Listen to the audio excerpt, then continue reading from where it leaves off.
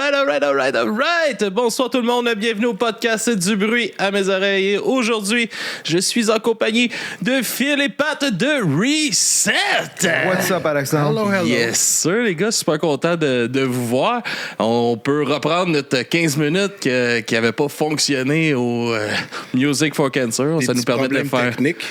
Des astuces d'affaires qui arrivent. Ça fait chier quand que tout va bien dans la journée. Puis là, je suis en train de faire mon montage. Puis là, Chris, il y a un 15 minutes qui a fucked up. Ben, merci pour l'invitation. C'est réciproque. Pour la prise 2. Ben oui. Puis là, on va pouvoir parler un peu plus en profondeur de votre album qui est sorti cette année. Une décision qui commence à être un peu controversée de faire des albums dans la musique, vu que c'est beaucoup des singles puis tout ça.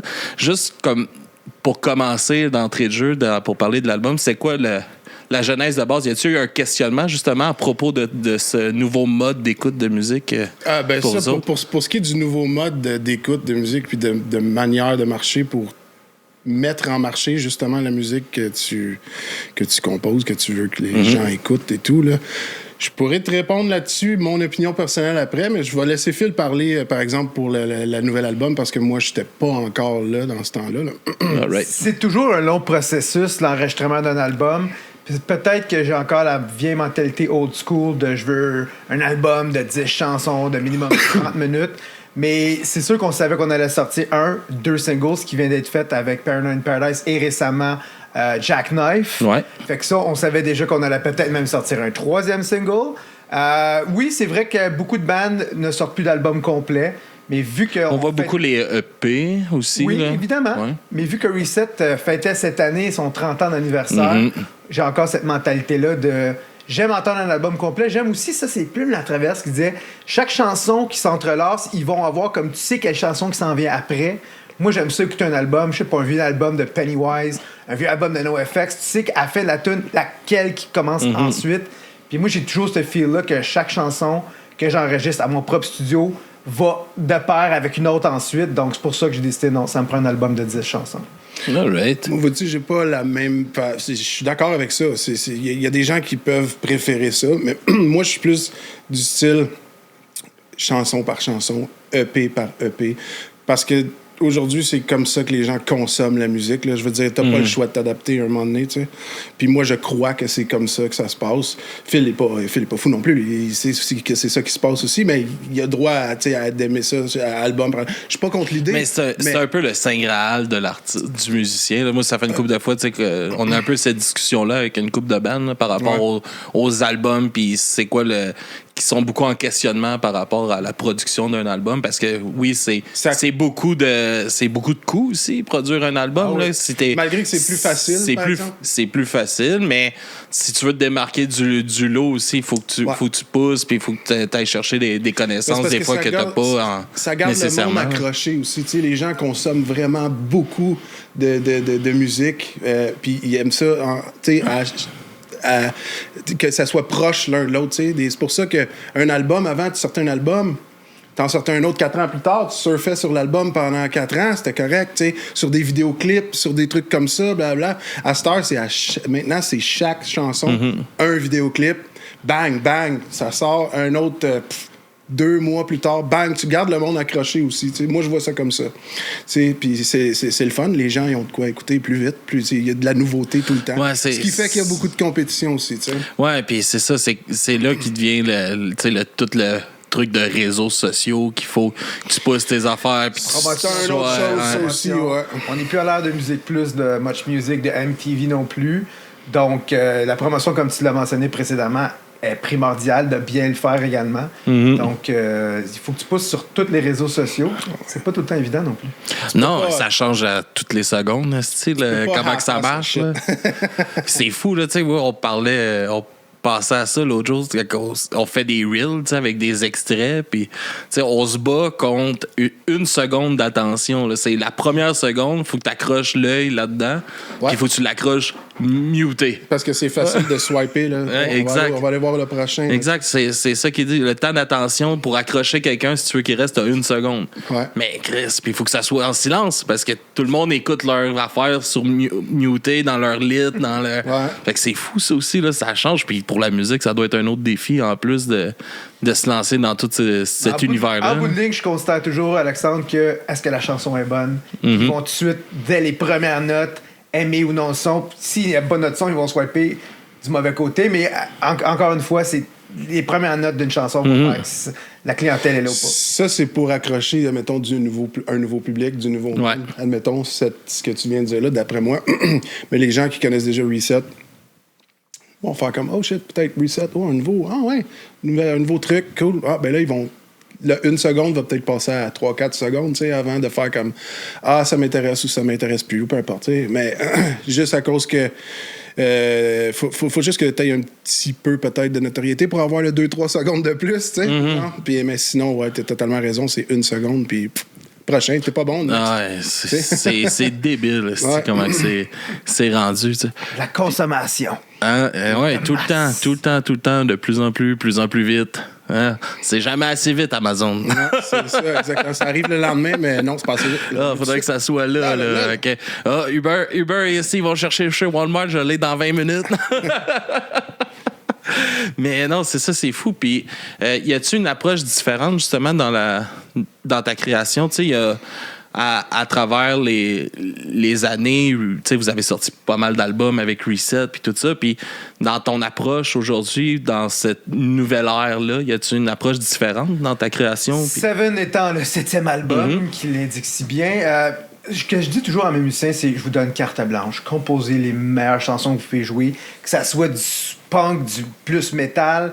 Chaque album a sa touche. Tu sais, notre premier, il était très punk, très rapide, très fast. Le deuxième, il était plus pop. Le dernier qu'on a fait avant Seven, il était très métal également, alors que celui-ci, il est beaucoup plus pop. Donc, ce que je dis toujours aux musiciens, c'est que moi, ce que je fais, c'est que je compose du mieux que je peux.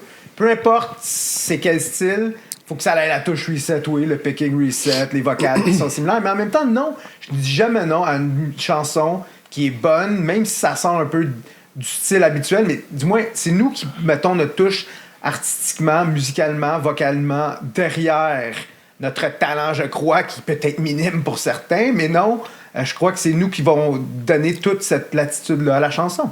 Il n'y a pas de no holds bar, il n'y a pas de no limits à ce qu'on peut créer. Puis je pense que si on est moindrement des bons compositeurs, comme on l'est, ben on va composer des chansons qui peuvent être cool. C'est l'individu aussi, là. C'est Reset. Reset, ça fait depuis 1995 que ça existe. 30 ans, c'est fou, pareil. Il n'y a pas beaucoup de bands qui font ça. Les gens s'attendent à un certain son, les plus vieux. Ouais. Puis ces trucs-là, les nouveaux, c'est le fun d'aller en chercher des nouveaux. On peut-tu prévoir le futur? Non. Pour ce qui est des nouvelles chansons, peu importe. Moi, ce que je sais, c'est, comme je te dis, c'est un individu, c'est un individu. Même en tant que groupe, moi, j'ai une vision des choses. Admettons, si Phil est d'accord avec, ça sera tant mieux. Moi, j'aime le vieux stock, mais pas nécessairement juste le premier album. Fait que, tu sais, je veux que Reset, si je parle pour moi, je veux que Reset garde son identité de ce que c'était et puis de ce que c'est. Pas que ça devienne quelque chose de nouveau parce que c'est une nouvelle personne qui est là, qui se rajoute. Ou tu sais, je veux quand même suivre des guidelines pour... Parce que c'est les gens qui consomment ta musique qui la consomment ta musique, tu comprends-tu? C'est eux qui donnent la vraie valeur. Faut que tu les écoutes, dans un sens. Et moi, en même temps, j'aimerais juste renchérir. Vas-y. Que on me dit souvent, c'est quel ton meilleur album de Reset? Moi, c'est pas compliqué, c'est toujours mon dernier.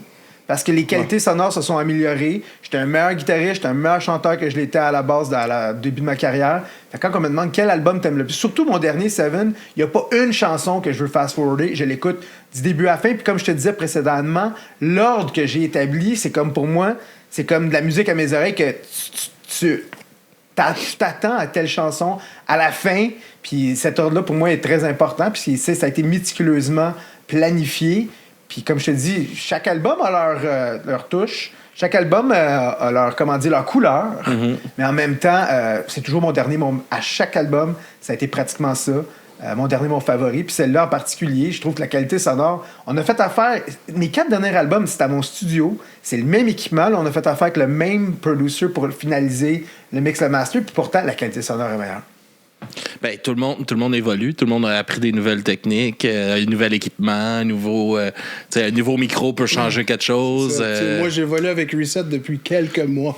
Phil évolue avec Reset depuis 1995. Fait que, les visions vont être... C'est sûr qu'ils vont clasher un peu. Là. Mais en même temps, Pat, t'es venu souvent pour faire des bacs vocales. Ben, ça fait extrêmement longtemps qu'on se connaît. T'es venu chanter également sur The Antidote, est-ce que je me trompe? T'es venu chanter sur d'autres chansons, sur 3 albums différents, avant que tu officialises ta venue dans Reset, puis faire... Il a prêté ses vocales à la chanson Everyday. J'avais fait une version d'Everyday, je trouvais bonne. On avait demandé à Pierre Bouvier, à la base, Pierre avait dit oui, pour finalement dire il était plus sûr. Puis là, j'ai fait une version, Pat a fait une version que je considérais meilleure que la mienne. Je suis toujours prêt à dire, regarde, si tu peux faire... If you got a better version than my version, let's go, on va la sortir. Le but, c'est le tout pour la chanson. Oui, ça devrait être ça. C'est le meilleur pour la chanson. Tu peux pas être trop faut que tu mettes ton orgueil de côté sur des points, parce que c'est là qui... C'est ça qui tue un peu la musique à m'emmener, c'est que ton orgueil, puis là, la chanson a pu penser pour la chanson. Ça devient trop calculé. On parlait tantôt de technologie, là, puis de son qui s'améliore à cause de la technologie et tout. Avant, il y a une couple d'années, quand ça commençait à s'améliorer, justement, à côté son, en ayant moins de moyens, je trouvais ça cool. Je trouvais ça, wow, ça sonne comme si je m'étais fait enregistrer par... Je sais pas quel... Bob Rock! À Los Angeles, mais on a fait ça dans un sous-sol avec, là c'était... Avant, avec les bobines, puis c'était long, puis ça coûtait cher, puis tout.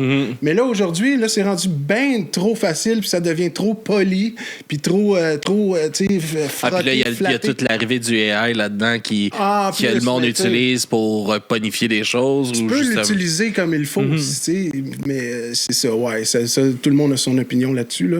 Mais... on en a discuté une couple de fois, c'est très mitigé. Là. Ouais, on pourrait s'en parler longtemps. ouais. Mais tu sais, c'est que ça fait peur sur un côté. Aussi, là, il y a de la créative. Moi, on a des... Je sais pas le nombre de fois il faut que j'explique à ma fille que cette vidéo-là, c'est pas un vrai.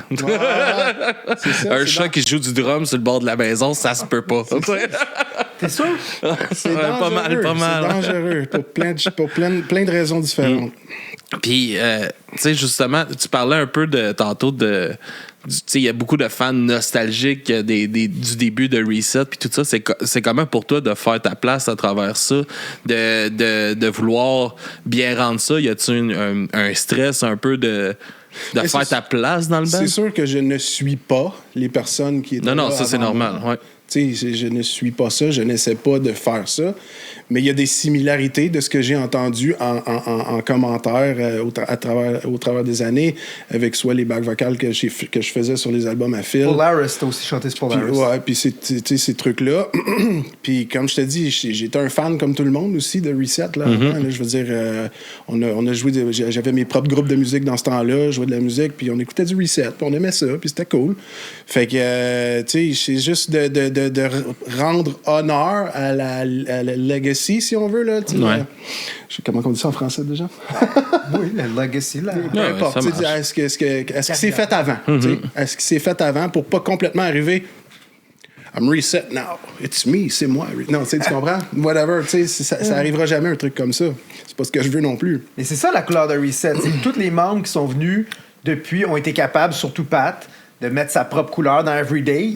J'ai pas pu la chanter aussi bien que lui. Puis l'idée, c'est que c'est pour ça que je dis quand vient le temps de composer, mets ta propre couleur et chaque album est différent.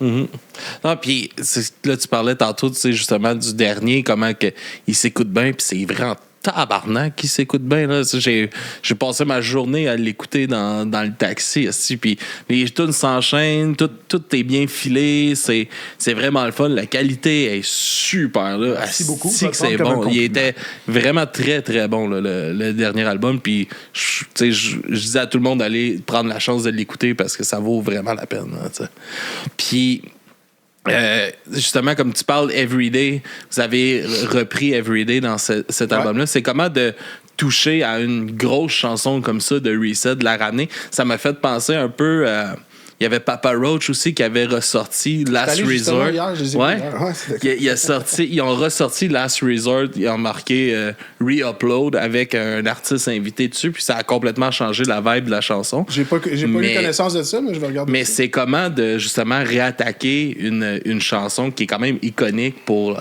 le groupe?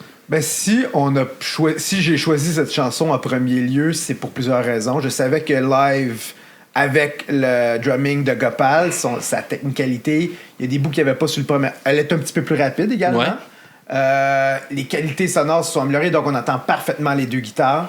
Je veux dire, mes harmonies de guitare qui sont un peu partout au début ou dans le bridge. Puis il y avait le bout que moi, c'était primordial dans Everyday, le bout que le double kick juste avant le deuxième verse qui c'était pas sur le premier album. Mm-hmm. Puis ça, en live, moi, ça vient me chercher quand t'as des parties très intenses comme ça. Le double kick... juste avant le verse numéro 2. Live, juste comme un petit side note comme ça. Même Adrian le faisait là, dans exact. Le temps. Le live, il faisait... C'est la partie d'Adrian, puis Gopal, il fait à la perfection. Puis live, ça va me chercher jusqu'aux os, brings me to the bone. Puis... je savais que c'était une bonne chanson à reprendre. Surtout que c'était la première du premier album. Si j'ai décidé qu'on reprenait elle, c'est pour une raison X, parce que je savais très bien que à l'aide de nos nouvelles technologies d'enregistrement, elle allait sonner comme une tonne de briques. Fallait pas la mettre première non plus. Je pensais la mettre même dernière du nouvel album. Je me suis dit, number 7 is a good pick. C'est une bonne place pour la placer. Fait que, ça fait un beau comme full circle. Ça a fait un parfait circle à la fin. Non, mais en septième classe. C'est la 7e album, 7e tune de l'album, puis c'est la première tune du premier album. Je l'ai pas mis en dernier, c'est-tu quoi? Parce que je veux pas que ça soit le dernier album de Reset. Mm-hmm. Je me suis dit, jamais dernier. Je suis pas une personne qui croit aux astres ou qui est superstitieux, loin de là. Je me suis dit, bon, on va pas la mettre dernière juste pour ça. Mais elle aurait peut-être bien fité là, mais pas première non plus. Faut pas... C'était la première chanson du premier album. Il y a eu un cassette démo avant ça, oui. Mais l'idée, c'est que je trouve que ça aurait trop bouclé la boucle rapidement. Puis j'ai encore espoir, avec Pat, d'en sortir un 8e, un 9e et possiblement un 10e dans les prochaines années. Et puis, on sait jamais, il y en a d'autres des chansons à reprendre si jamais. Je sais pas, on peut peut-être demander à tes viewers dans les commentaires du podcast, peu importe, quelle chanson qui non, puis j'ai trouvé ça, l'arrangement de la nouvelle version de Everyday, elle est comme vraiment ramenée au goût du son punk rock du jour, tu sais, les riffs, le côté un petit peu plus rapide, le riff un petit peu plus intense aussi, tu sais, la guitare un peu plus complète. Tout est plus clair ici, là. On entend parfaitement le picking qu'on n'entendait pas sur le premier album, les harmonies que je fais de guitare, tu t'entends toute sa coche. Fait que moi, je suis très fier de cette version-là. Puis je savais que c'était une des bonnes chansons à reprendre. Mais on peut pas faire ça avec toutes les chansons. Non, évidemment. Puis peut-être ne pas... C'est pas une bonne idée de reprendre un classique comme Why. Je sais pas, là, je lance ces chansons-là, mais elle, je savais que c'était une parfaite chanson pour apprêter ça en version 2025. Puis justement, tu parlais du filage de l'album puis tout ça. C'est quoi le processus pour choisir l'ordre des chansons? Idéalement, c'est que tu essaies de coller les chansons. Qu'exemple, si Everyday, par exemple, elle, c'est une chanson en Ré, tu essaies de coller la prochaine chanson qui commencerait également en Ré. Ça ferait du sens au niveau de la sonorité. Mais l'album n'est pas tout en Ré. Donc... t'essaies d'avoir des changements, des mix qui vont bien. Si tu regardes aussi les deux dernières chansons, c'est des feedbacks qui s'entrelacent un par-dessus l'autre. On m'a déjà dit ça aussi également de mon album No Intensity. On dit, man, on dirait que t'as fait une tune du début jusqu'à la fin parce que t'essaies de justement les jumeler ensemble, les blender in. Il y avait une époque où les albums étaient beaucoup faits comme ça aussi. Je sais pas si c'est bon ou si c'est positif ou négatif. Des fois, un album que l'ordre des chansons est un peu trop calculé, justement, puis que c'est tout le temps sur une ligne. Mais à un moment donné, il y a des albums que je sais comme, OK, on dirait que c'est la première. Je dis pas que c'est le cas de qu'est-ce qu'il a dit pour qu'est-ce qu'il disait tantôt, mais des fois, j'écoute des albums je fais, oui, on me semble que j'écoute la même tune depuis le début. C'est facile de se perdre quand c'est tout ficelé de même. De bon, là, ça, c'est quelle tune parce que tout s'enchaîne puis ça passe. Mais c'est ça, il y a une beauté dans ça. C'est comme une histoire racontée, plus comme un film au lieu d'une série, mettons. Ouais, si c'est un album concept, mettons, peut-être que c'est cool, mais je pense pas que Reset fasse un album concept. Fait que je sais pas. On dirait un défi accepté. Non. Écoute, sky's the limit. Les artistes seront des artistes. S'ils proposent ça, on peut l'essayer. Non, je pense pas que ça va être quelque chose que je vais proposer. Encore une fois, les chansons qu'on composera seront les chansons que nous allons composer. Fait que c'est ça. Comment que t'as choisi justement l'ordre des chansons pour l'album? La première de l'album, il faut que ça soit normalement une des chansons les plus importantes, qu'elle soit Catch You Know. Elle doit être dure à décider, non, ça, là, non? Quand tu composes un album de 10, 12, ou à l'époque, c'était même 15 chansons, tu sais c'est quelle ta première. Ta première, deuxième, là, c'était normalement tes deux plus importantes. Ce qui a été le cas avec nos vidéoclips, d'ailleurs. Là, on a commencé avec Paranoid in Paradise. On est allé ensuite avec Jackknife. Quoi qu'on voulait faire la vidéo d'Everyday, ce qui est encore dans les plans, possiblement, pour 2026. C'est le prochain vidéo. Fait que l'idée, c'est que normalement, tes premières chansons, tu sais lesquelles. Je veux m'amuser. Par la suite, comme je te dis, il y a un certain flow qui se crée. Parce qu'en studio, on passe tellement d'heures à enregistrer, à les écouter, par-dessus écouter. C'est pour ça que je fais de cet album-là, même en studio, quand t'es rendu à 10, 20, 30, 50 heures à travailler dessus, je les aimais encore. Alors que d'autres albums, je suis oh man, stocker cette chanson-là, là. Faut qu'on la close, là. Faut faire le master. Ça commence à être long. Le verse est trop long. On coupe dessus. C'est des signes que t'as peut-être trop entendu la chanson. Puis cet album-là, en studio, on tripe, on dit wow, man, il sonne vraiment cool notre album. Malgré le fait, comme dit précédemment, c'est le même équipement que j'utilise depuis les 4 derniers albums. La même guitare, mon même ampli. Mais le producer, Vincent Côté, fait encore une fois de la magie avec des nouveaux compresseurs, des nouvelles méthodes de mixing. Puis moi, je compare le dernier album, qui est très bon, là, No Resistance, mais Seven sonne meilleur que No Resistance. Au niveau du drum, au niveau de la guitare, au niveau des vocales. Vincent Côté, ça m'a impressionné un peu sa manière comme son talent de producer, si on veut, ou whatever, parce que Everyday, j'ai enregistré ça avec un micro très ordinaire. Non, c'était ça avec un 58, justement? Non, c'était avec un micro de studio pour Phil, mais j'ai enregistré ça comme ça, dans le grenier chez sa mère, puis genre vraiment vite, puis ça donnait une finale, un produit final que je m'attendais pas. Parce que peut-être un bon chanteur aussi, Pat. Yes. Mais non, mais c'est ça. Ouais, ça a donné un super de bon produit final, puis j'étais surpris parce que là, on a fait ça vraiment vite, même combien. T'as fait ça, je pense, 2 heures, c'était fini. C'est ça, tu sais. Fait que ça a sorti, j'ai fait waouh, je m'attendais pas à ça. Fait que. Les bacs vocales, props c'est à toujours Vincent plus long, Côté. là, mais ouais, props à Vincent parce que tu vois la différence entre. Qui est très bon aussi, No Resistance, mais tout est mieux. Le drum, on a changé le snare, mais tu vois que c'est plus clair. La guitare est plus claire, les vocales sont plus claires. Puis encore une fois, si on retourne au premier album, c'est comme. Tout le monde est nostalgique du premier. Deuxième album est une meilleure qualité sonore, t'es allé à Vancouver, oui. Mais le premier album, quand tu l'écoutes, tu compares les deux versions, là. Côte à côte, c'est joué. Je l'ai fait aujourd'hui, c'est complètement différent. Proche, mais en même temps, même si l'enregistrement final de No Worries est pas aussi flatté, poli, comme je disais tantôt, ça reste quand même le son de cet album-là. Ouais, mais c'est aussi ça, c'était punk garage un peu dans ce temps-là.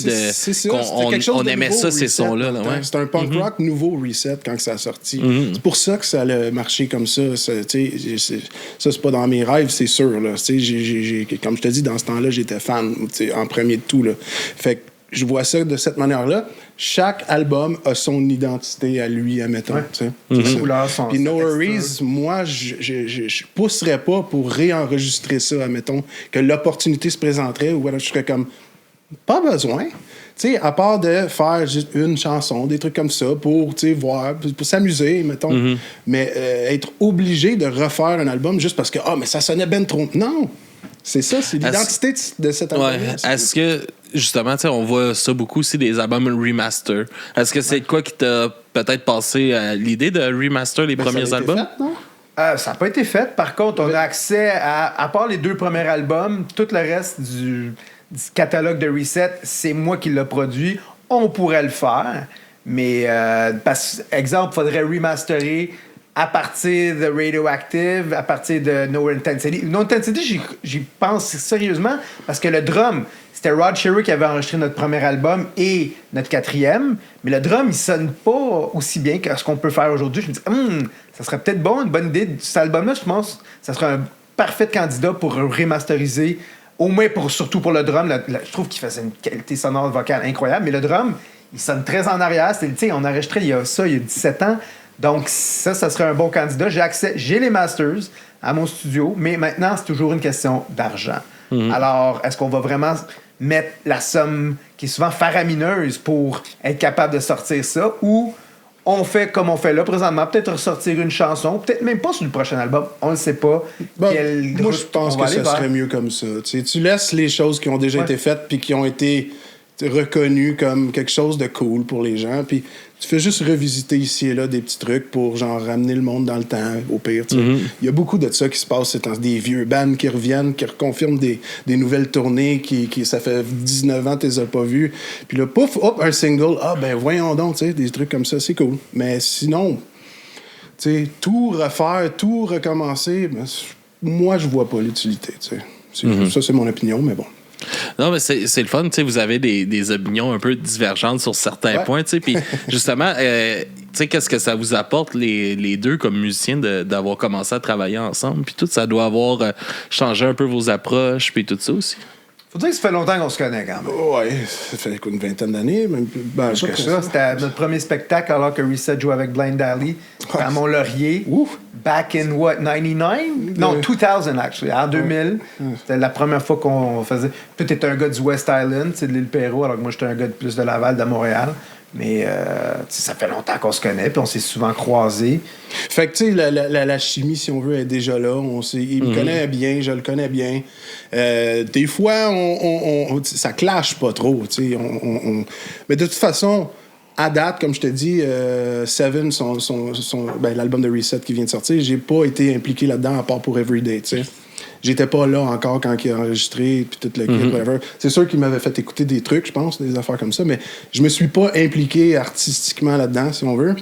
Fait qu'on verra à partir de maintenant aux prochaines chansons ou whatever, comment que ça va fonctionner, mais c'est ça, je pourrais pas te confirmer si ça va bien ou pas, mais je suis sûr que ça va bien aller. Non, mais tu sais, des fois, justement, dans une réflexion, tu sais, justement, de confronter certaines idées, des fois, ça l'aide à avancer sur certains points. Ça peut donner de quoi de cool. Puis si, justement, ça fait « Ah, Chris, c'est ça, j'avais pas vu ça de même, je vais le travailler comme ça. » Puis Chris, d'abord que ça a des... En tant qu'artiste, il faut que tu sois ouvert à la critique. Sinon, you're going blindsided. Je veux dire, tu t'ouvriras pas les... Si tu te laisses abattre parce que y a quelqu'un qui a une opinion négative de une de tes chansons ou de comment tu devrais faire les trucs... Là, mais ce que je veux dire, c'est que tu dois être ouvert aux idées nouvelles.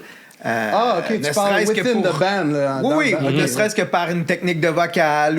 Il y a toujours manière de s'améliorer également. Ça vaut beau faire 30, 35, 40 ans, je joue de la guitare maintenant, my God. Vocalement, tu apprends toujours de différents chanteurs, différents musiciens. Fait que si lui me dit, Phil, ça, tu devrais faire d'une telle ou telle manière, moi, je vais toujours être la première. On l'essaye. À dire, on l'essaye. Sinon, la fermeture d'esprit, t'es pas un artiste. Ça tue la créativité. Exactement. Puis dès que tu tues la créativité, tu tues une avenue que tu aurais pu... Tu sais, souvent, des bonnes chansons, on crée des choses par erreur aussi. Par erreur. Puis là, si t'es pas ouvert si t'as toujours le même carcan, la même recette, si t'es pas un artiste, tu crées pas. Tu fais une recette. Trop calculé, puis ça paraît quand c'est trop. Donc, faut toujours... Moi, j'ai toujours été à l'écoute de mes musiciens. Des fois, oui, je fais à ma tête, c'est vrai. La plupart du temps, je vais être à l'écoute de ce qu'on va me dire. C'est pour ça qu'il y a beaucoup d'échanges vocaux aussi dans Reset. La preuve étant faite, la dernière chanson de Jackknife, on mélange ma voix plus claire à la voix de Jay plus rauque, puis beaucoup de monde ont dit « Hey man, votre charge vocale est cool ». Pat et moi, on a une voix plutôt similaire, mais je suis persuadé que ça va donner un bon résultat pour le prochain album. Puis pour ce qui est du reste, soyez ouverts à ce que peu importe. T'apprends toujours, là, après tant d'années, il y a toujours des artistes nouveaux qui émergent, des meilleurs chanteurs. Il y a tout le temps quelqu'un de meilleur que toi. Puis si t'apprends pas des autres, c'est là que ta musique finit par ne pas évoluer.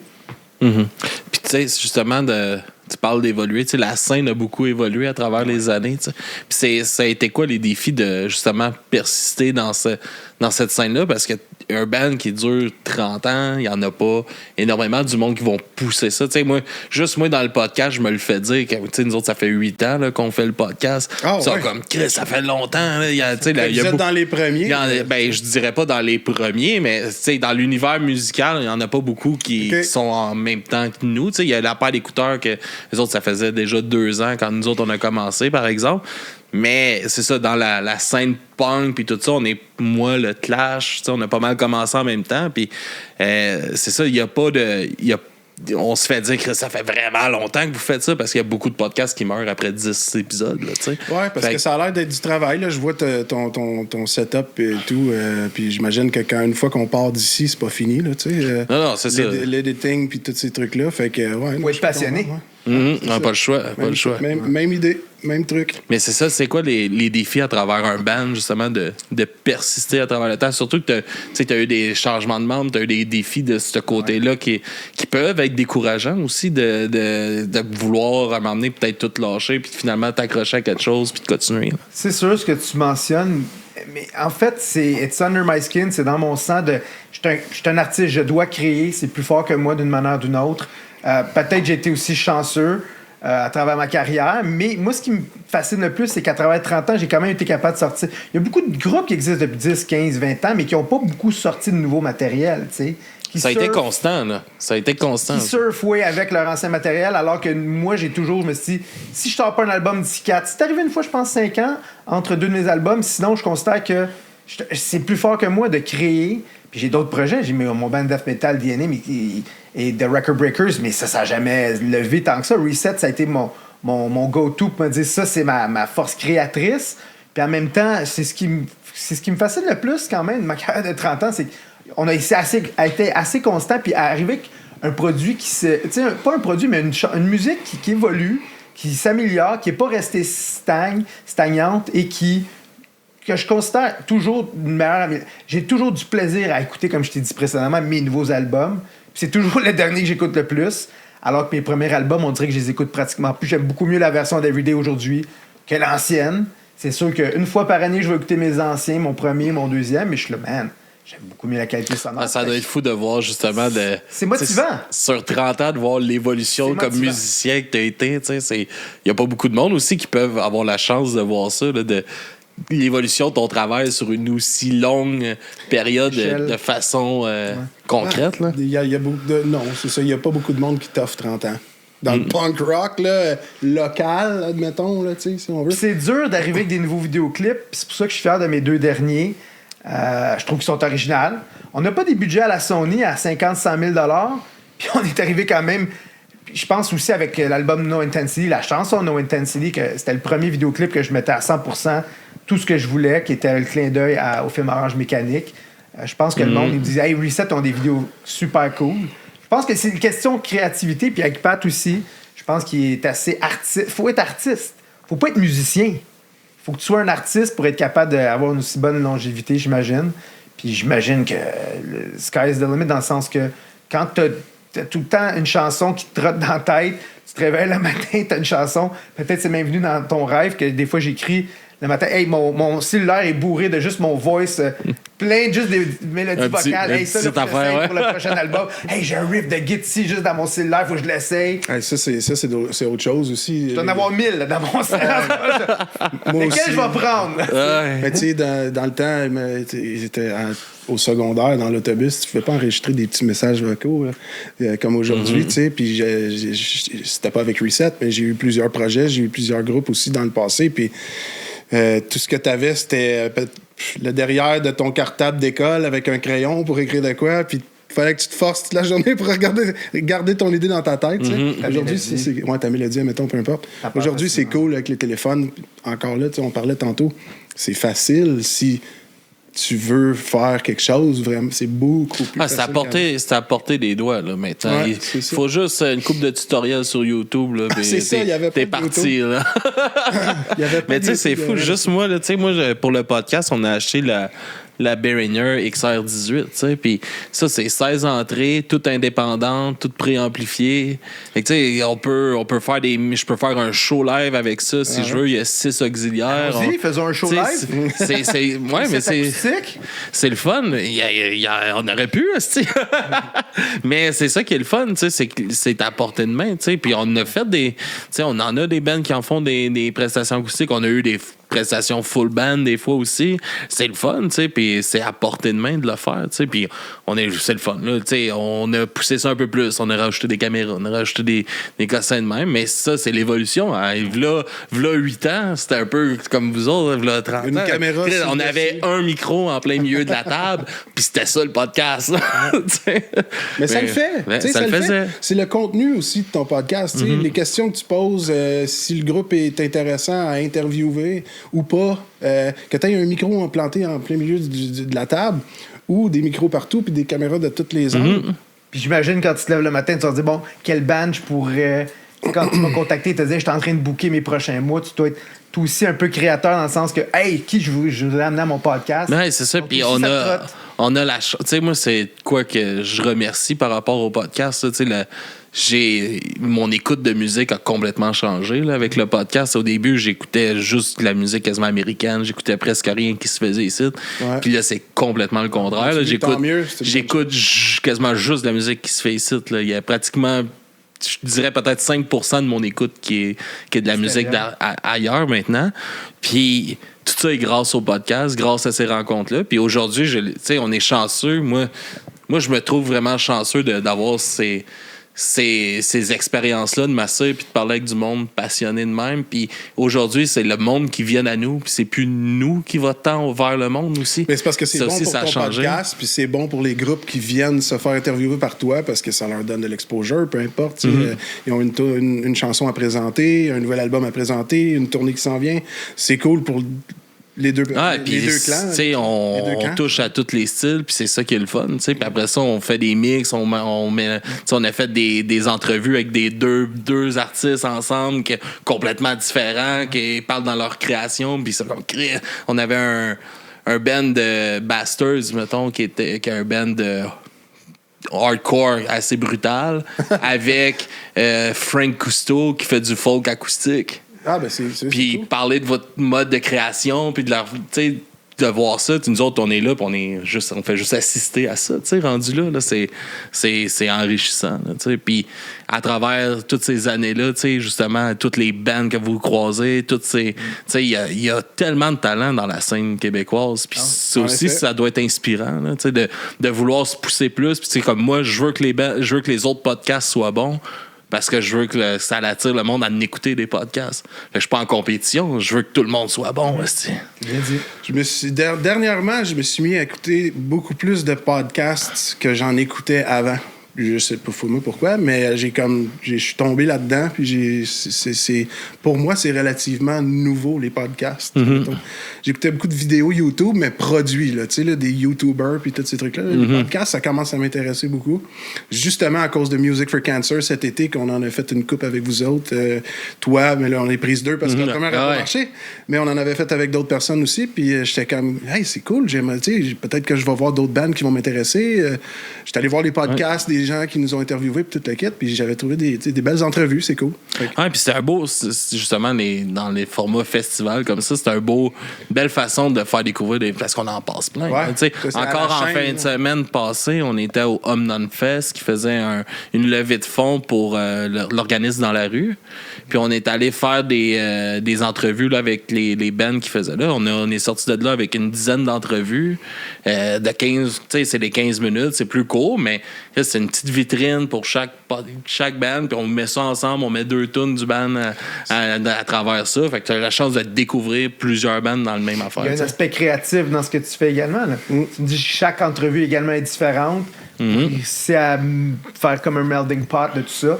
Fait que je pense que tu as du plaisir de la manière que tu nous le racontes. Ben oui. À faire ce que tu fais après. Tu sais, toi aussi, ça fait 8 ans que tu fais ça, t'aimes ce que tu fais, forcément. Maintenant, l'idée, c'est que sky's the limit. Combien de temps tu vas continuer à faire ça? Ça va être... C'est toi qui... Je le sais même pas moi-même. C'est le propre dieu de tes aspirations, là.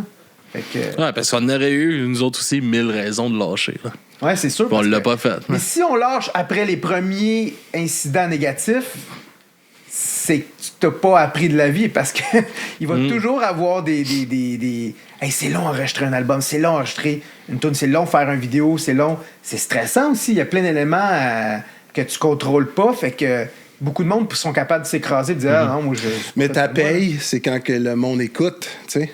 Ouais. C'est ça ta paye. parce qu'on s'entend que le punk rock local, il y a des exceptions, mais c'est pas ce qui paye le plus dans la vie, puis tout le kit. Fait que ta paye, c'est le monde qui vient te voir, qui ont dit « Hey, ça, c'était bon, ça, j'ai aimé ça, j'écoute ça, mon kid écoute ça maintenant, ma mère... » Tu parles de ça, tu sais, moi, j'ai hâte là, de faire entendre à ma fille le nouvel album de Reset, parce que c'est sûr qu'elle va aimer ça.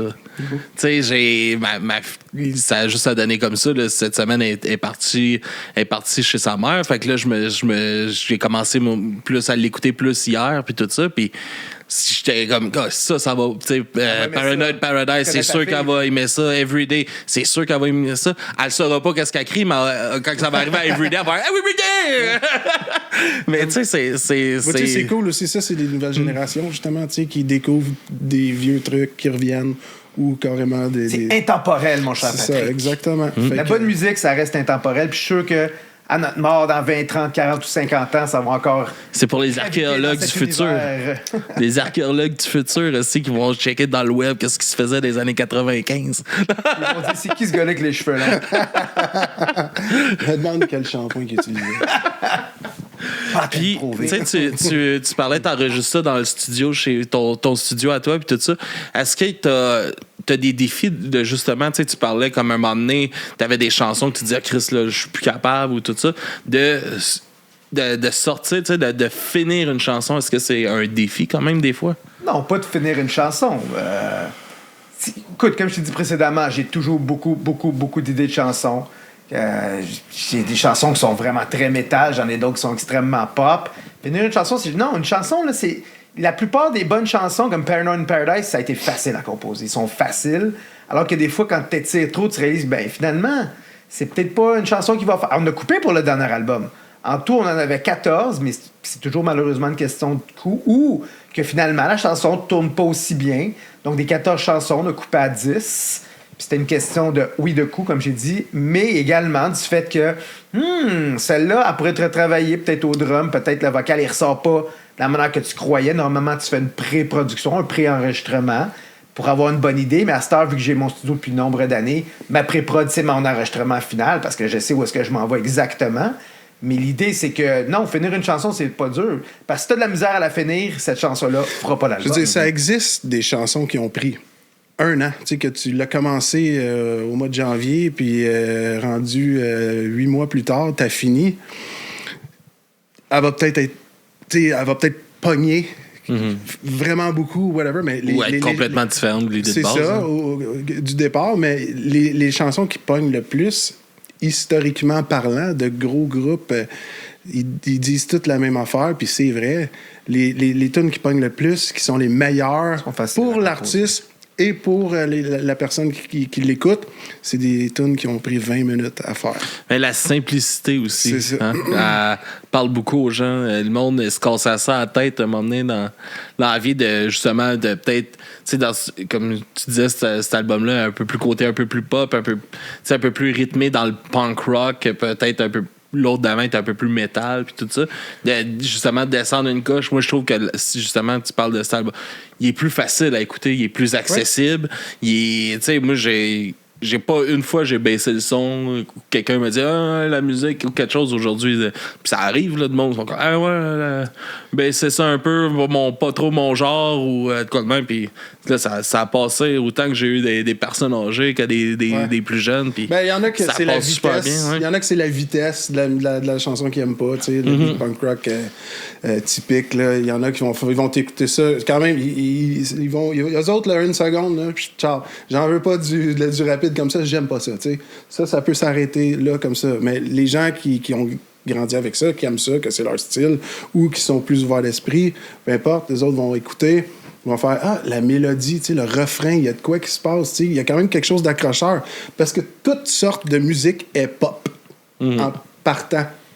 Quelqu'un qui ça te prend un bon refrain, Oui, No matter accrocheur, what. ça, je suis d'accord. Ça te prend un bon refrain. Quand t'as le goût de chanter. Que le ouais. monde soit capable de taper du pied et des trucs comme ça. T'as une certaine mini-formule à suivre pour que les gens restent accrochés dans une Mais chanson. tu dis ça, tu sais, avec le podcast, justement, ça nous a apporté de pouvoir avoir la chance d'avoir des albums d'avance ou des trucs comme ça pour, tu sais, le monde veut qu'on en parle ou quelque chose, fait qu'il nous les envoie. Puis j'ai ce fun-là d'écouter souvent les albums comme ça avec ma fille. Puis j'essaie de voir comme où ce qu'elle accroche, voir si justement c'est Chris, ça a pogné, tu sais, eux autres, c'est justement c'est de quoi qui va être accrocheur. Ouais. C'est pour ça que le punk rock marche bien aussi chez les enfants. Il y a beaucoup de riffs accrocheurs, les refrains de gang. Ouais, exactement. Puis on le remarque aussi dans les émissions. Mettons, la Patte Patrouille, t'écoutes la j'ai pas d'enfant, fait que non, mais t'écoutes l'intro, c'est toutes les bases d'une chanson punk rock. Okay. Tu sais, mais Chris, c'est une petite chanson pour les enfants, mais quand t'écoutes, Chris, c'est un monté comme une tune punk rock, puis ça a un rythme, tu sais, puis ça l'accroche. Fait qu'il y a de quoi aller chercher là. Quand même que c'est du punk rock agressif ou du punk rock plus pop, du métal avec de la mélodie, je te parle pas juste de growling là, puis tous ces trucs-là. Là, c'est sûr que t'as pas de mélodie, t'as rien de ça, c'est juste de la défonce, puis c'est correct, j'en écoute aussi de ça. Mais je veux dire, ça dépend du mood, mais je veux dire, la mélodie puis tout le kit, là, le monde qui sont là-dedans, si elle est moins bonne, ben elle va plus passer dans le beurre. Tu sais. Non, et puis c'est pas, tu sais, comme tu dis, l'intensité veut pas nécessairement dire succès ou quelque chose de même, parce que, mettons, ma fille était un autre exemple avec JP Lagacé de Get the Shot. Okay. Puis Downstater, là, il est plus dans Get the Shot, mais ma fille, on a tombé sur une vidéo, là, ils viennent de sortir une chanson, puis on a tombé sur une vidéo de promotion sur leur nouvelle chanson. Puis ma fille est comme, c'est correct ça. Je dis, regarde, je vais te montrer son autre groupe à lui, puis c'est Get the Shot. Ouais, là, c'est différent. Ça ramasse au bout, tu sais, puis on est complètement ailleurs. Puis elle était comme, j'aime plus ça. Bon, ouais, j'étais comme, OK. J'essayais de chercher le pour, tu sais, dans l'agressivité. Non, c'est le rythme qui était plus accrocheur sur la chanson que j'y ai montré. Ça a donné le même. Ça peut être plusieurs choses, mais carrément, vraiment beaucoup de choses. Là.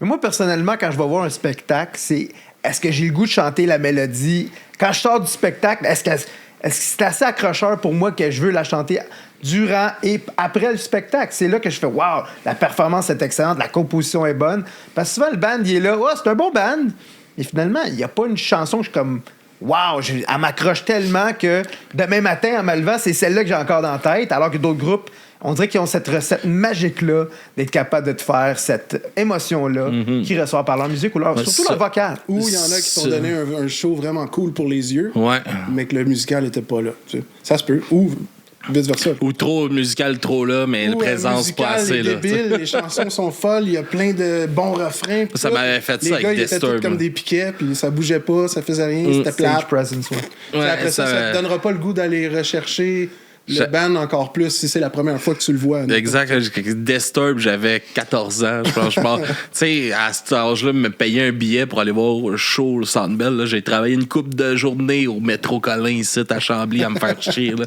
pour aller voir ce show-là. Puis j'arrive là, puis le show est plate. Il n'y a pas de présence sur scène. Ça fait juste marcher, puis un petit coup de poing de même. Puis... Mais par exemple, le son est sur la calice de coche. On dirait quasiment que c'est un play qui joue en arrière.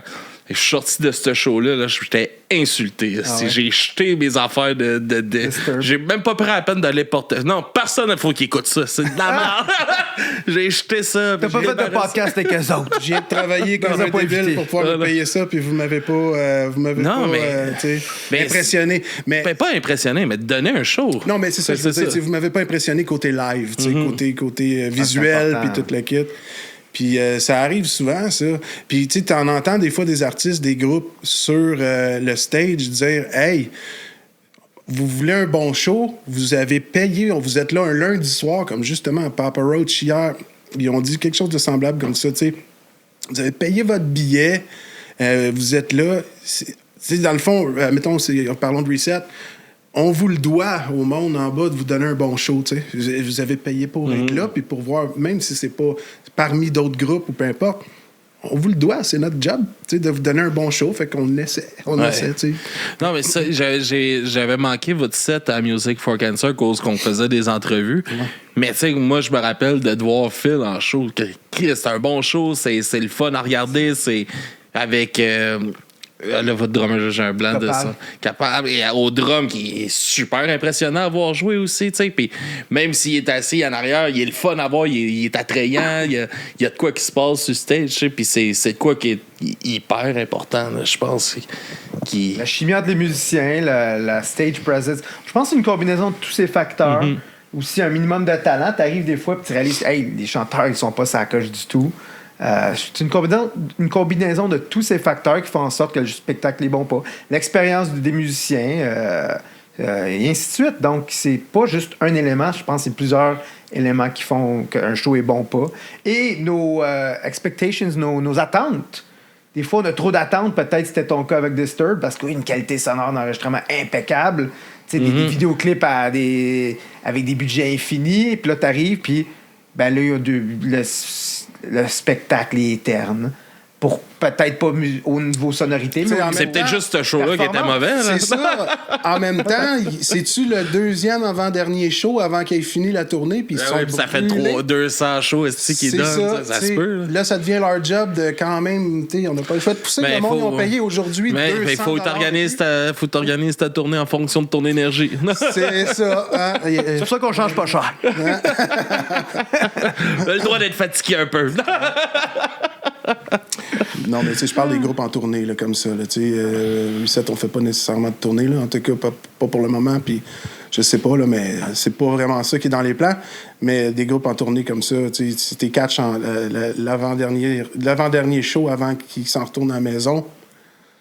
Tu sais, les gars, ça leur tente peut-être plus. Oui, mais en même temps, il y a certains automatismes. Je le sais, mais c'est leur profession. Ça reste une job. C'est ce que j'explique. Ouais, c'est ça. J'avais pas fini, Philippe. Tout le monde, ça leur tente pas toujours de rentrer à la job. Mais à un moment donné, c'est là aussi qu'est le danger quand tu tombes dans ce côté-là d'essayer de réaliser ce rêve-là, de jouer puis vivre de ta musique, que tu transformes ta passion en job. Puis une job, tout le monde, un moment donné, est comme hey, ma job, j'en ai plein de crises de cul. Là. Ouais, parce que c'est bien cool faire des shows. Tu sais, j'en ai déjà fait des petites tournées puis des trucs comme ça. Phil a déjà fait des tournées. Il y a déjà, c'est ça. C'est bien le fun faire. Mais tu sais, des fois, les gens voient pas tout le derrière de ça, le côté business qui est moins le fun. Tu sais, tous ces trucs-là. Chaque job a un côté plat. Il y a quelque chose, tout le temps une chose à ta job que t'aimes pas faire. Ça venu là, à chaque fois que tu chantais dans le micro, tu pognais un choc parce que c'était Mac Grande. Fait chier, tabarnak! Il parlait d'un spectacle qu'on avait fait à... C'était où? Mont-Laurier. Mont-Laurier. Ouais, on se prenait des chocs électriques, mon ami, dans le micro là-dedans. C'était on avait organisé un show, m'emmener ici au Vieux-Bourgogne à Chambly. Puis c'était ça, le monde pognait des chocs, puis on était rendu avec des bas, ces micros. Ben, regarde. Il m'a emmené, on n'a rien, les vieux bossales. C'était mieux que le choc. Fait que chaque chanteur mettait son bas après le micro. le vieux bas d'un gars dans le pit. Hein? Tout mouillé. Quelle est cette odeur? De quoi nous parle l'album Seven? De quoi Reset a encore à nous parler après 30 ans? Reset a toujours été très impliqué politiquement, surtout de la gauche. Mais en même temps, je veux dire, il y a toujours des love songs.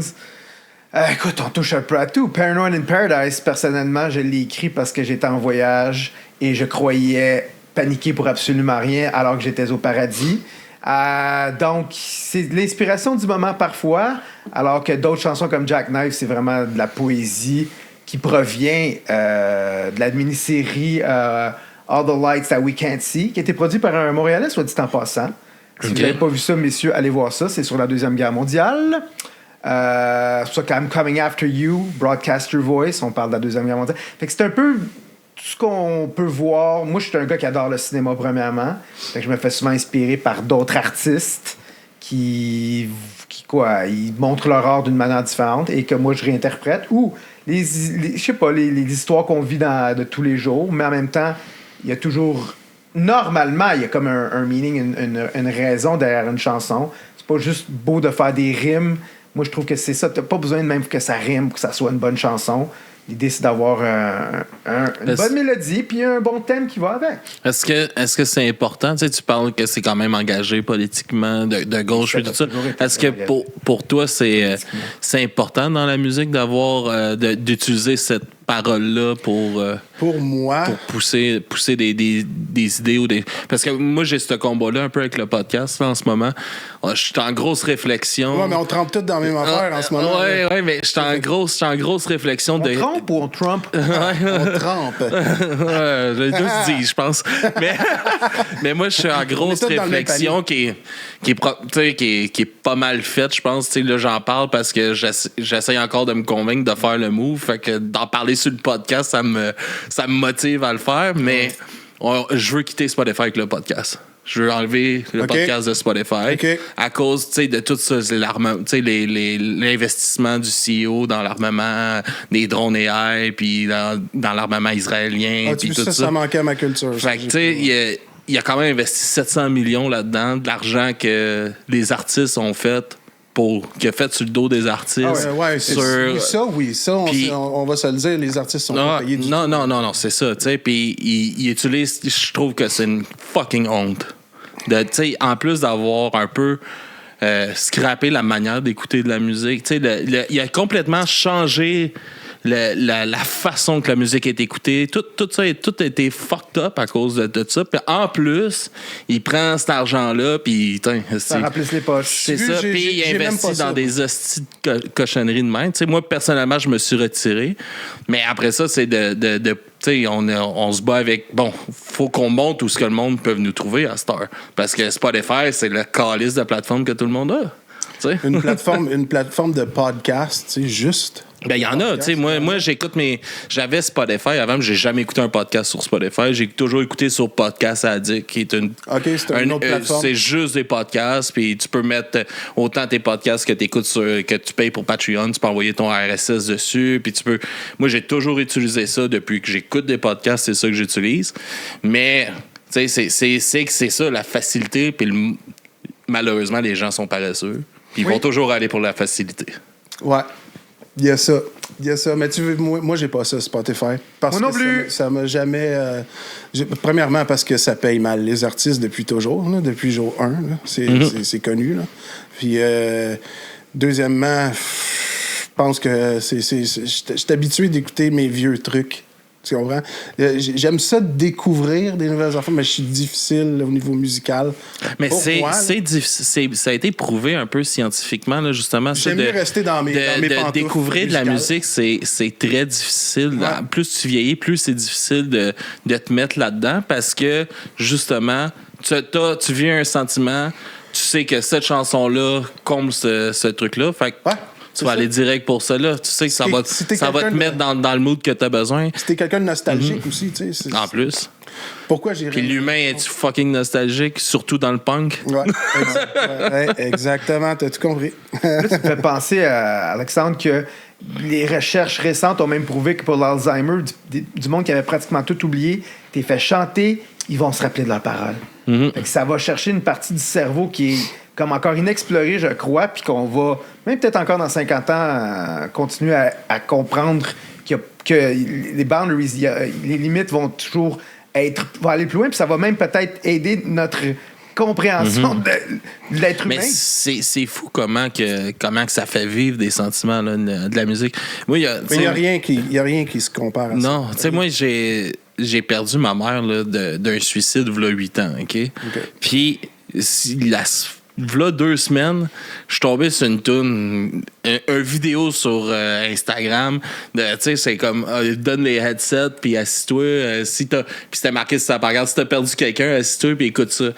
J'ai écouté, je pense, 3 phrases, je broyais à l'eau chaude de larmes. J'avais jamais entendu la toune, j'ai aucune idée c'est qui celle-là, mais c'est venu, là, ça a pesé direct sur le piton. Ouais, sais-tu ce qu'il écoutait dans les écouteurs? Ouais, mais c'est cette chanson-là, elle s'appelle Memories de de Ryan Mac. Ryan Mac, Memories. Tu sais, il super mélodie, guitare acoustique. C'est la combinaison de sa pancarte qui a dit est-ce qu'il y a quelqu'un qui te manque en ce moment? il a vu la pancarte, il a vu le gars, l'intention, il savait c'était quoi. Fait qu'il a porté attention à ce qui écoutait comme il faut. Puis si le message était là...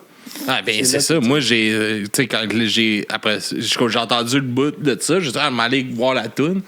Puis les trois premiers vers, c'est comme... ça serait le fun que le paradis aurait une ligne téléphonique. Je t'appellerais peut-être une fois ou tout le temps. Ça fait tellement longtemps que j'ai pas entendu ta voix. Hey, pow! Ouais. Là, j'étais là. Tout le monde a passé à travers ça à quelque part ou va passer à travers ça à un moment ou à un autre. Fait que, tu sais, c'est une chanson qui a pas nécessairement été calculée par l'artiste qui l'a composée. Sauf que si lui-même a vécu ça, puis après ça, il a composé... qui d'autre aurait pu composer une chanson comme ça que lui, tu sais, qui a passé lui-même à travers ça? Puis là, les gens qui l'écoutent sont comme... OK, ben moi, je suis là, j'étais à la même place, tu sais. Et voilà. C'est ça, la beauté de la musique aussi, tu sais. Ça l'amène à l'émotion. Tu sais, à travers les années, tu as sûrement entendu du monde de dire « Hey, cette chanson-là, elle m'apporte tellement, elle me fait du bien pour telle situation. » ou tu sais, c'est certain que c'est arrivé, là, tu sais. Ouais. No doubt. Puis... ça, là, tu parles à travers l'album, vous avez fait déjà 2 clips pour l'album. Il y a peut-être un projet pour éventuellement un 3e. On va parler en premier du clip de Paranoid in Paradise. Comment un peu l'idée de ce clip-là? Il y a un peu survival, zombie, apocalypse. C'était l'idée de base de Jay qui a fait l'album avec moi, qui me disait, Phil, concept de base, on tue des zombies. Je dis, alright, j'adore le concept. Maintenant, bien le faire, c'est une autre paire de manches. Puis, ne serait-ce que les masques qu'on a utilisés pour ce vidéoclip-là coûtaient une fortune. Okay? C'était 1000 $ par masque. Il dit, on ne pourra pas en commander beaucoup. Donc, tu as une manière de tuer ton zombie. Comment tu veux le tuer? Moi, je dis, tout de suite, c'est la chaîne ça. C'est ça la toute fin du vidéoclip.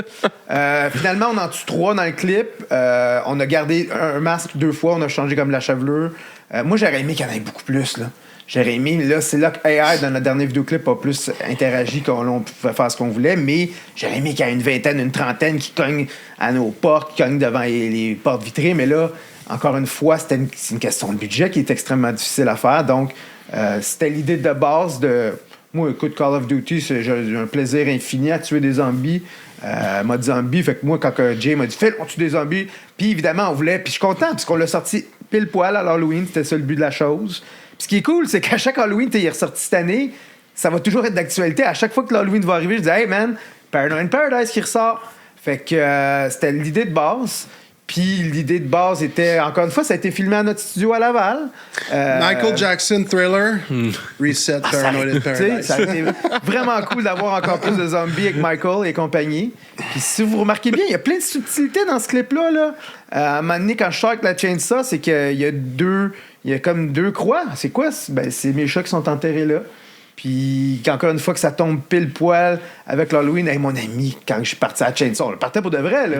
Lui, il était prêt à retourner dans la rivière parce qu'il avait peur de moi. Ça a été...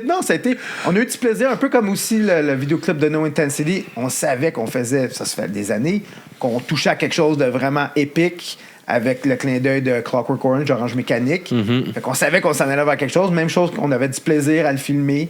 C'est sûr que on n'a pas 1 semaine, 2 semaines, on a 1-2 journées de tournage.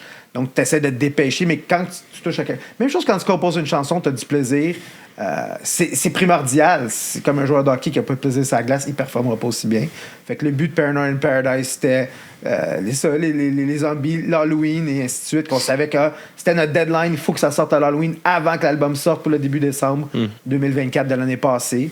Fait que ça, pour ça, j'en suis assez fier. Puis, c'est ce qui a donné de fil en aiguille. C'est sûr j'aurais aimé encore faire plein d'autres choses. Comme j'ai dit, il aurait dû avoir une meute de zombies. Ça aurait été vraiment le summum. Mais l'idée, c'est toujours une question ou presque de budget, sauf depuis qu'on vient de découvrir AI, que là, avec le dernier clip, on réalise que, wow, on peut vraiment faire des affaires cool. Là. Ouais, mais le AI, par exemple, tu sais, moi, comme mais t'es bon en skateboard, je trouve, dans le nouveau clip, hein? C'est incroyable. Moi, le AI, j'aimerais mieux doser ça un petit peu plus que... Je suis pas quelqu'un qui utiliserait ça à chaque... Encore ça, c'est mon opinion. Qui utiliserait ça à chaque vidéoclip pour combler des trucs, admettons. Non. Mais tu sais, tu m'as demandé... excuse-moi de t'as coupé, Pat. Ouais, pour...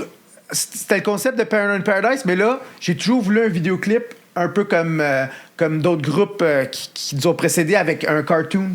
Je dis, bon, mais ça serait cool que Reset aille. Je suis tanné du vidéoclip typique de on est là avec nos instruments, on chante la chanson. On peut avoir quelque chose de complètement différent. Fait que j'ai toujours voulu un cartoon. De là est né Jackknife. Puis là, je pense à mes amis de UC qui avaient sorti un vidéoclip un peu après nous, que c'était juste un cartoon. Très simpliste, mais la chanson est très bonne. Je dis, pourquoi Reset, on n'a pas ça? Nous, il y avait Kamakazi, justement, tu parles de ça, d'un vidéoclip cartoon un peu. Eux autres, qu'est-ce qu'ils avaient fait? C'est qu'ils avaient fait un stop motion avec des figurines puis tout ça. C'est du gros travail. Mais je dis stop motion, plus comme marionnette un peu. Okay. Fait qu'ils filmaient, il y avait des bâtons, puis là, ils bougeaient. Puis ils ont fait tout leur scénario comme si c'était un cartoon de même. Puis à la fin, il y avait la fameuse shot de le band qui joue puis tout ça, mais c'était eux autres qui y arrivaient comme c'était pour la chanson Winnebago. Puis il y avait un accident avec le Winnebago dans le cartoon, puis là ils passaient à travers des vitres, puis là c'était comme leur âme qui sortait, puis là c'était eux en vrai qui arrivaient. Ouais, c'est un bon concept. C'est un bon concept, mais c'est qu'il y a moyen, c'est ça d'amener ça aussi tu parles de budget puis tout ça, mais c'est de trouver bon, OK, faut le manque de budget oblige la créativité. Exactement. Aussi. Ouais, c'est ça. Tu fais avec tes moyens. T'as pas le choix de te débrouiller. Oui, évidemment. Tu fais avec tes moyens. T'as pas le gros studio de feu de je sais pas combien de pieds carrés, ben tu le fais chez vous. La créativité peut être moteur de plusieurs éléments créatifs incroyables. Là.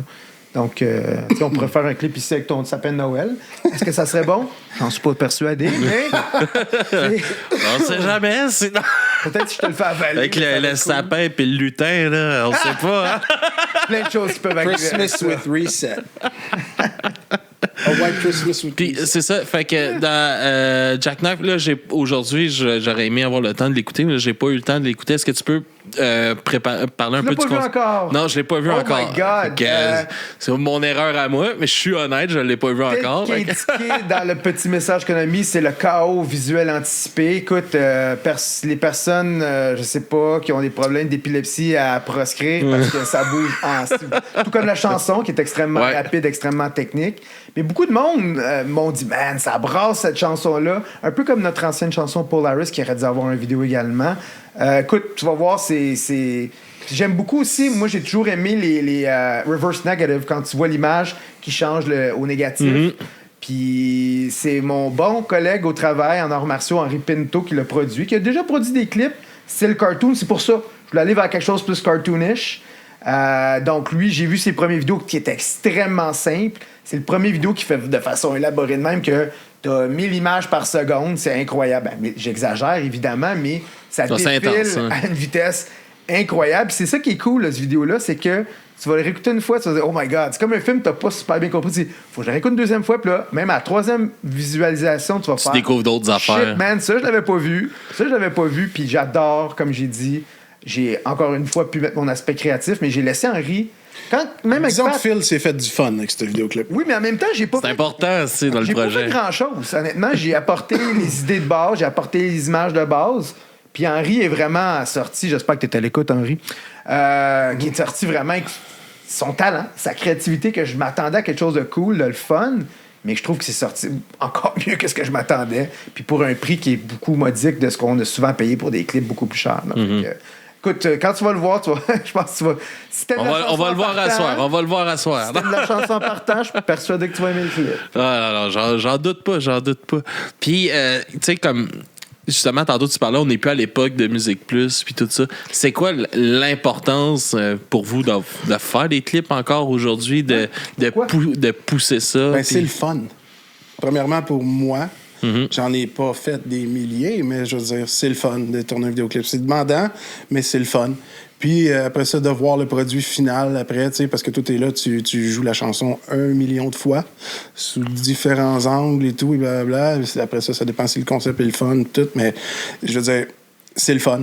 Puis je m'ennuie de Musique Plus, là, mais vraiment moi aussi, beaucoup. honnêtement. Tu sais, c'est cool de Solid pouvoir... Rock, là. Ouais, mais je m'ennuie de Reg à Musique Plus. Aussi, 1, 2, 3 Punk. Ouais, mais c'est facile d'aller sur YouTube puis trouver le vidéo. Mais c'est moins cool. Moi, quand j'étais jeune, j'aimais ça attendre avec mon VCR prêt.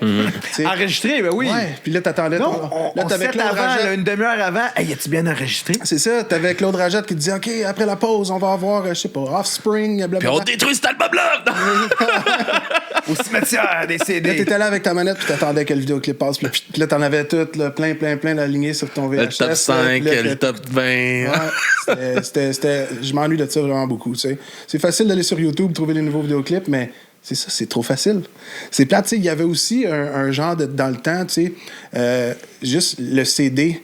T'avais pas toute l'information sur Internet de quand est-ce que Phil est né, quand est-ce que Fat Mike est né. Je parle pas trop contre ça, là, c'est la genèse de mon projet. Ouais, ouais, mais je veux dire, il y avait tout le temps comme un mystère, mettons, alentour des groupes de musique que t'écoutais, tu sais, que tu connais. À ce temps, t'as l'impression... Là, tu tombais sur un vrai fan, aussi, que lui, il avait acheté la revue, aussi, qui sortait rien qu'en Europe. Japon, là, mais aujourd'hui, c'est ça, tout est trop facile d'accès, fait que tu connais, il y a moins de mystère, c'est moins cool, je trouve.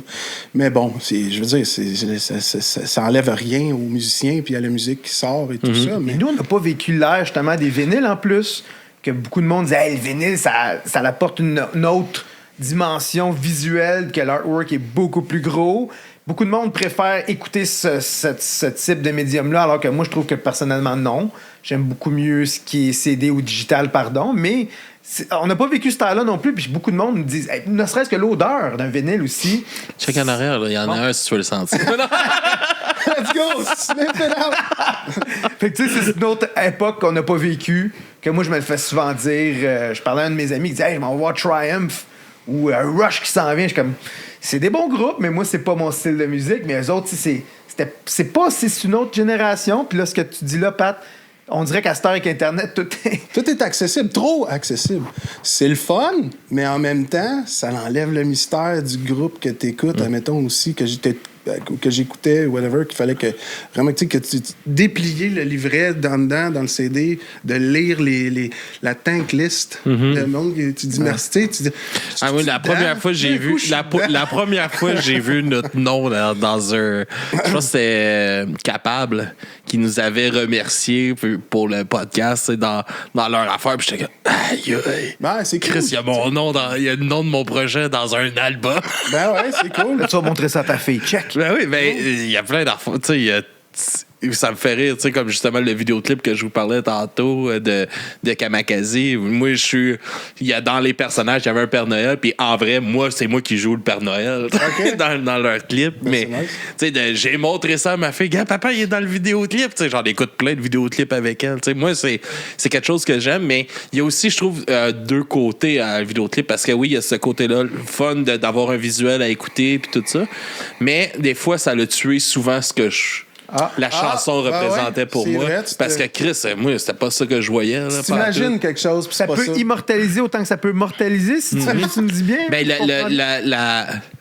la représentation de la chanson, pas l'appréciation de la chanson nécessairement, mais Chris, c'est pas ça pantoute que ça disait pour moi, là, tu sais, cette chanson-là, puis là, OK, ouais, c'est cet angle-là, parce que il y a ce côté-là aussi, c'est comme lire un livre puis voir un film. Tu sais, souvent, tu vas te faire ton film, il y a quelque chose dans ta tête, puis là, Chris, c'est pas de même que je l'avais imaginé. Ouais, une interprétation. C'est compréhensible. C'est artistique. Yes. Mais là-dessus, les gars, on va s'enligner. Attends une minute. Avant, j'aimerais ça, justement, profiter de ce côté-là, tu sais, que t'as produit plusieurs albums à travers ta carrière et tout ça. T'aurais-tu un conseil, parce qu'on a plusieurs jeunes bands qui nous écoutent quand même, mais de quoi essayer d'éviter, ou un conseil de comment se préparer pour la production d'un album? C'est drôle parce que tu me fais réfléchir à la même question a été posée à un grand astrophysiciste, Neil deGrasse Tyson. Quel conseil devrions-nous donner sur la vie Il n'y en a pas de conseils. Chaque personne est différente. Si tu es un musicien, si tu es un artiste, vas-y ce que tu aimes faire. Vas-y ce que tu aimes entendre, ce que tu aimes composer. Ensuite, je veux dire, suis ton instinct. Puis il n'y en a pas de recette magique. Il n'y en a pas. Sauf que moi, j'irais avec une chose, c'est que joue. Ah oui, pratique. Live, des shows, parce que maintenant, justement, encore, avec les plateformes Spotify, Bandcamp, blablabla, c'est facile de juste sortir une chanson, puis là, après ça, d'espérer que ça va marcher. Non, joue dans le garage, va jouer, fais des shows, n'importe quel show, n'importe où, avec n'importe qui, c'est ça qu'il faut faire. Moi, c'est ça. Ouais, puis il y avait un qui avait dit à un moment donné aussi, si c'était soit le meilleur que tu peux être au moment que t'es, là. C'est ta personnalité qui ressort à travers ton instrument. Sois le meilleur de toi-même. Ça me rappelle notre spectacle à Rimouski. Tu te rappelles le Ultra Young Band qui était là, man? On en voit de moins en moins des jeunes qui écoutent du punk. Ouais. Eux autres, il y avait quoi, 16, 17 ans? Non, même pas. Je te dirais dans le 13, 14, 15 J'oublie le nom du groupe, là, mais... corrige-moi, je faisais tort, mais ces gars-là étaient vraiment, vraiment fans de punk. Ouais. Puis tu le vois que... C'était surprenant parce que tu t'entends... En 2025, tu t'attends pas à ça de kids de 13, 14 ans. Il y avait la flamme, puis ils pouvaient te parler plein de tunes de Recess. Oh my God, ces gars-là, ils ont la passion, puis il n'y a pas de... Comme je te dis, il n'y a pas de conseil à donner. C'est soit toi-même, écris ce que tu aimes faire, puis tu vas peut-être avoir une carrière plus prolifique que la mienne. Tu vas peut-être look back puis te dire, au début, c'était pas si fou que ça, hein, mais t'as besoin de faire ça. T'as besoin de passer par là. Comme Pat a dit, pratique. Ça passe par pratique. Il n'y a personne qui devient bon à... Pratique arrive préparé. Exactement. Oui, moi, je dis souvent ça. Si t'es zéro préparation, des fois, t'as beau être un excellent artiste. Attends-toi à tes imprévus. Attends-toi à délai avec tes imprévus. Ça va être de ta faute. Mieux t'es préparé, mieux tu vas paraître. C'est comme une entrevue pour une job, whatever. Mais l'idée, c'est que si t'es moindrement un artiste, il n'y a pas de recette miracle. Chacun est différent. Puis encore une fois, peut-être que malheureusement ou heureusement, les connexions dans le monde musical vont faire la différence entre un groupe qui va réussir d'un groupe qui va rester dans son basement. Il faut que t'aies une grande gueule, si on veut. Mais il faut pratiquer pour jouer. Ensuite, faire des spectacles, t'exposer à faire des spectacles et jamais arrêter. C'est pour ça que ces kids-là à Rimouski... Sois pas désagréable. Non, parce que... Ça paraît aussi parce que c'est...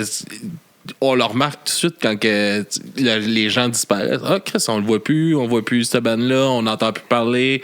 Puis, tu sais, ton attitude, comment que t'approches ton truc. Le monde se parle, les gens se parlent entre eux autres. Là, eux autres...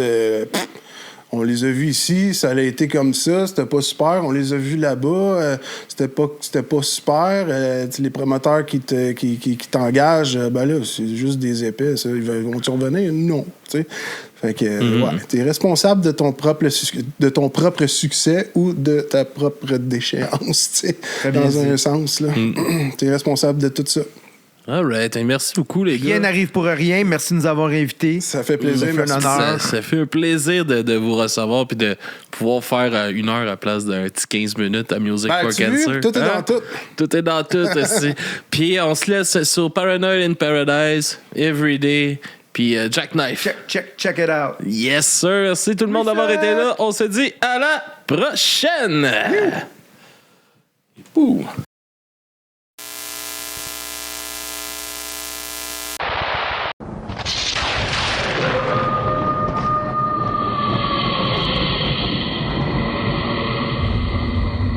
Happy Halloween to all you ghouls. You're tuned in to Case Edge, Paradise Falls. You're listening to Reset with Paranoid in Paradise. You heard it first on 99.1 Edge.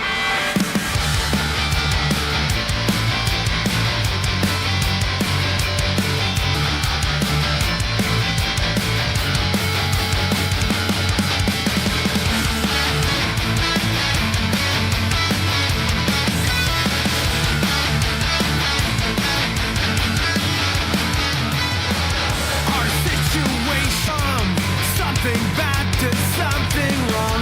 My motive is strong.